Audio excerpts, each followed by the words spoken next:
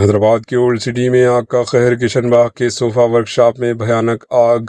دارالحکومت حیدرآباد کے old city علاقے کشن باغ میں اس وقت سنسنی پھیل گئی جب ایک صوفہ ورک شاپ میں اچانک زبردست آگ بھڑک اٹھی۔ دیکھتے ہی دیکھتے آگ نے پوری ورک شاپ کو اپنی لپیٹ میں لے لیا، جس کے نتیجے میں فرنیچر، صوفہ سیٹیں اور پلائی ووڈ سمیت لاکھوں روپے کا سامان جل کر راکھ ہو گیا۔